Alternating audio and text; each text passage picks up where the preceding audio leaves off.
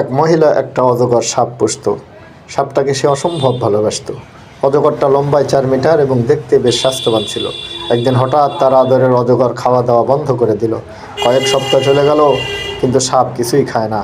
আদরের সাপের এমন অবস্থায় মহিলায় দুশ্চিন্তায় পড়ে গেল এবং উপায় বুদ্ধি না পেয়ে শেষমেশ সাপটাকে ডাক্তারের কাছে নিয়ে গেল। ডাক্তার সাহেব মনোযোগ দিয়ে সব শুনলেন এবং জিজ্ঞাসা করলেন, সাপটা কি রাতে আপনার সাথে ঘুমায়? মহিলা উত্তর দিল, হ্যাঁ। ডাক্তার বলে, ঘুমানোর সময় এটা আস্তে আস্তে আপনার কাছে ঘেঁষে? উত্তর দেয়, হ্যাঁ। ডাক্তার বলে, তারপর আস্তে আস্তে আপনাকে চারপাশে মুড়িয়ে ধরে? মহিলা বিস্মিত হলেন এবং জবাব দিলেন। এইবার চিকিৎসক খুব ভয়ানক ও অপ্রত্যাশিত কিছু বললেন, ম্যাডাম, সাপটি আপনাকে জড়িয়ে ধরে, চারপাশ থেকে মুড়িয়ে ধরে, কারণ এটা আপনার মাপ নিচ্ছে, নিজেকে প্রস্তুত করছে আপনাকে আক্রমণ করার জন্য। এবং হ্যাঁ, সে খাওয়া দাওয়া বন্ধ করেছে যথেষ্ট জায়গা খালি করতে, যাতে সহজেই আপনাকে হজম করতে পারে।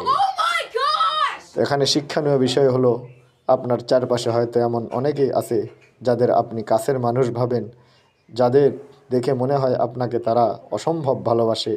হয়তো আপনার ক্ষতিই তাদের প্রধান উদ্দেশ্য।